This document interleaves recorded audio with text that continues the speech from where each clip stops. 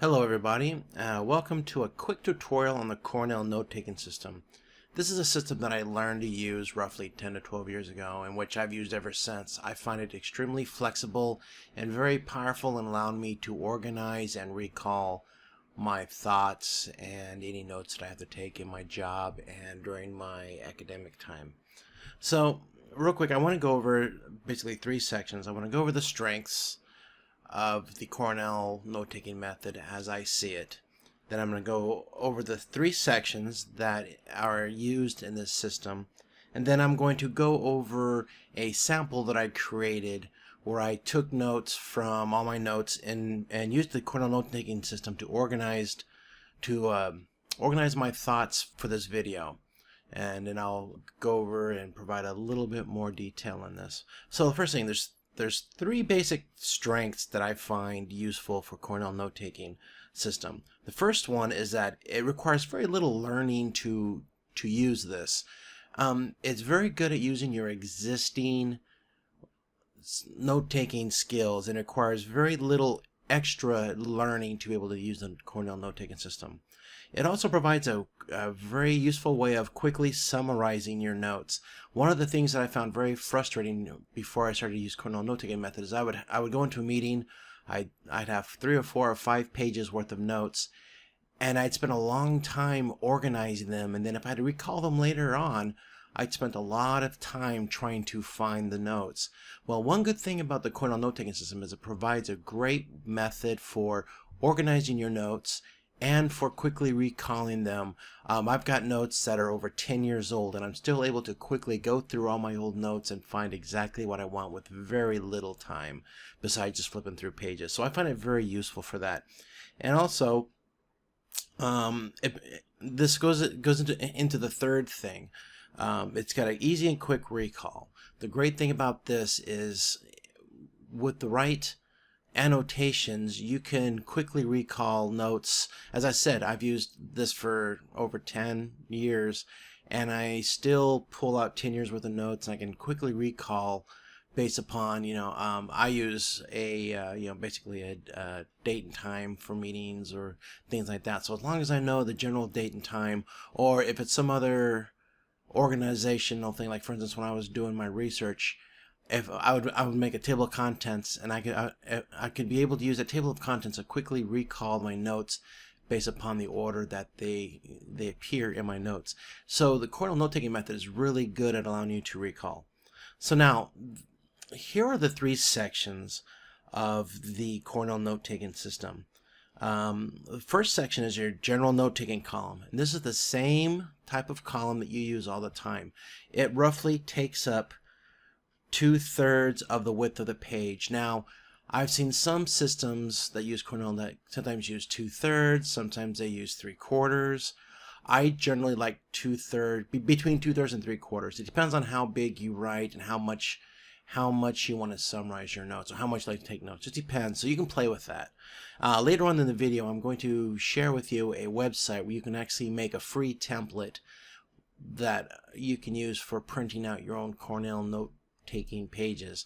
I find it very useful. I've actually gone down to FedEx or something like that to create notepads with this Cornell Note-Taking Method. And later on, I'm going to link in my notes.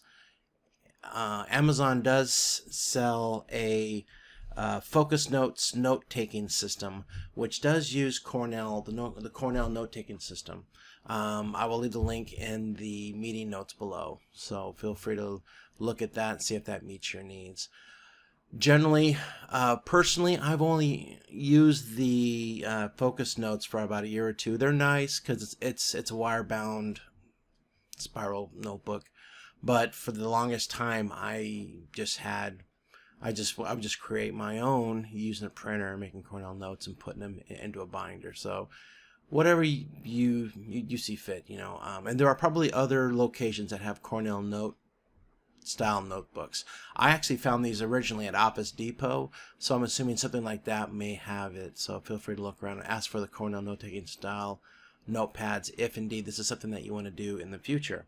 So the note-taking column is the same as you use all the time. You do your notes.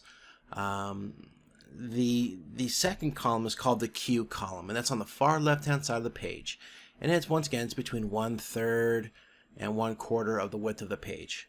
And it is used to record important concepts and notes relative to the note-taking column. You can also add flags on the left side for quick recall. I personally like to put little reference notes, like, for instance, if there's a section of the page that's a certain topic, I'll just put that topic on the left-hand side. So if I'm going through all my notes, I can quickly just look for that topic and go directly to what I had written. And also, I also like to put in there like questions to myself or notes to myself for future recall in the event that I, for instance, if I have action items that I need to do, or something that I need to ask somebody, or just general notes to myself on the left-hand side. So the third section, which is on the bottom, is the summary, and this is used for summarizing all the notes on the page. I will migrate the important concepts and notes on the bottom, on the bottom of the page, and usually this summary section is usually about 1/4 of the bottom of the page. You're going to see a template in a minute of how I use it, and I basically use it for important tasks that I need to do, or if there's something critical that is required in another part of my notes. And like, for instance, if I have to reference another meeting or another reference that I had to use, I will put that reference in maybe a page number or a date, so that'll help me, so that if I'm going through loads of notes, all I got to do is look at the left-hand side for general summary, and then on the bottom provides a key concept. So if I want to get additional information, I can go down there and I could find out even more information.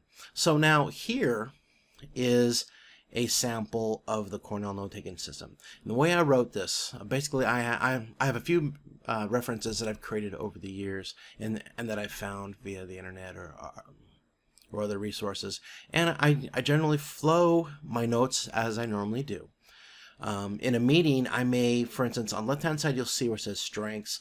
If I'm about to start a meeting and there's a meeting agenda, I may put the agenda item on the left-hand side, so that'll make a reference to me and says, hey, this section applies to this agenda item. And you'll see that I personally like to put little marks on the line between the two columns to kind of show you what part of that page is that section. And that's just something I do. You don't really have to do that. So as you notice, I have like strengths, and I have the top 3 bullets.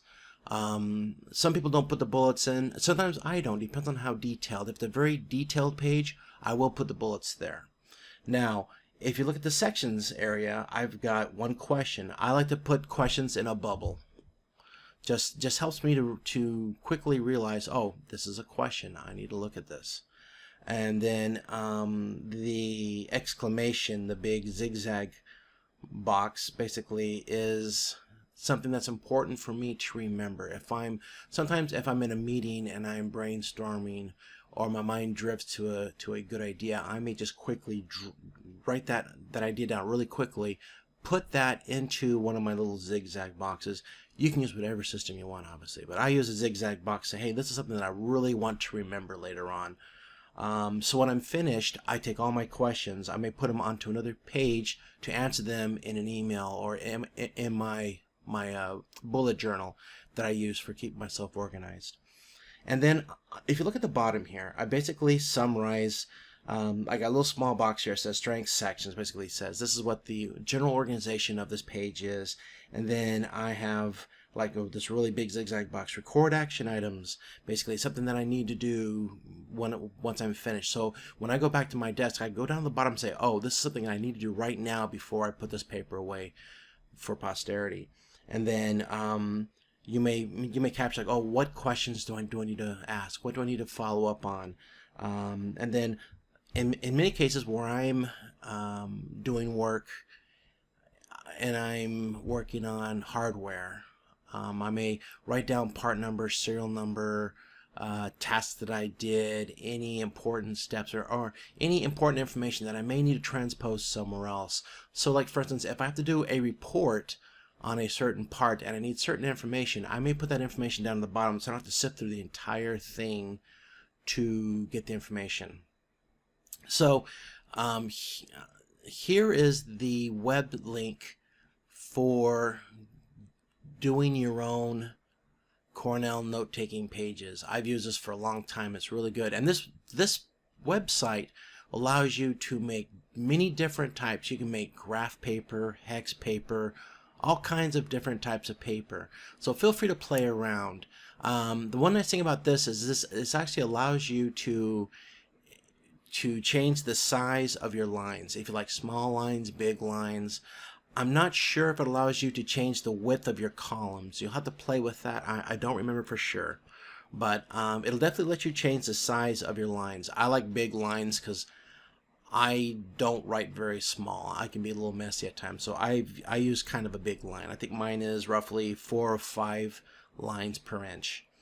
I've seen some people use 6 lines per inch, which for me is insanely small, but you know, that's just what certain people do. It's just very nice for people to be able to make their own sizes. So thank you very much for viewing this short presentation on how to use the Cornell Note-Taking Method. I hope that this method is as helpful to you as it has been to me. Feel free to leave any comments in the notes below, and I will be more than happy to answer any questions you may have.